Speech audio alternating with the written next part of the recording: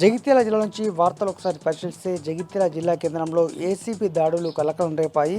పంచాయతీ శాఖకు సంబంధించినటువంటి ఏదైతే వర్కులకు సంబంధించినటువంటి విషయంలో క్యూరేటర్గా ఉన్నటువంటి సంబంధిత అనిల్ అనేటువంటి ఇంజనీర్ ఆయన దాదాపు 13,70,70,000కు సంబంధించినటువంటి నిధులకు సంబంధించి దాదాపు 10,000 లంచం అడగగా ఇప్పటికే 3,000 అందజేశాడు. నిన్న 7,000 రూపాయలు అందజేస్తుండగా రాత్రి రెడ్ హ్యాండెడ్గా డీజీఎస్పీ విజయ్ కుమార్ ఏసీబీ పట్టుకున్నారు. ఈ సందర్భంగా వారు మాట్లాడుతూ డబ్బుల కోసము నిధుల మంజూరు కోసము నిత్యం టార్చర్ చేయడంతో ఏసీబీని ఆశ్రయించాడు.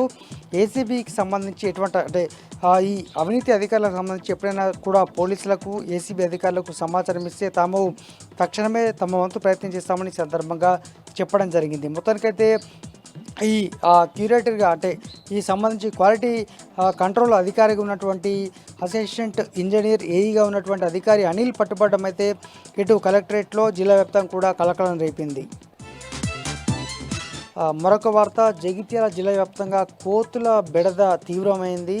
నిత్యం ఏదో ఒక చోట గాయపరుస్తూనే ఉన్నాయి. తాజాగా మలయాళ మండలం కొరుట్ల మెట్పల్లి జగిత్యాల ఈ ప్రాంతాల్లో నిత్యం దాడులు కొనసాగుతుండగా తాజాగా మలయాళ మండలంలోని తాటిపల్లి గ్రామంలో వృద్ధ మహిళ ఇంట్లో ఉండగా ఇంట్లోకి నేరుగా చెరబడినటువంటి కోతులు ఆమె చెవి పైన అలాగే ఇతర ప్రాంతాల్లో గాయపరచగా ఆమెను ఆసుపత్రిలో అయితే చేర్పించారు. ప్రస్తుతం ఆమె పరిస్థితి కాస్త విషమంగానే ఉంది. ఈ కోతుల బెడద అరికట్టాలని స్థానికులు అయితే కోరుతున్నారు. మొత్తంగా ఇటు కుక్కల బెడద ఓవైపు కొనసాగుతుండగా ఈ కోతుల బెడద కూడా పట్టణంలో అలాగే స్థానికంగా కూడా తీవ్ర కలకలం రేపుతోంది. ఇవి జిల్లా వ్యాప్తంగా ఉన్నటువంటి వార్తలు.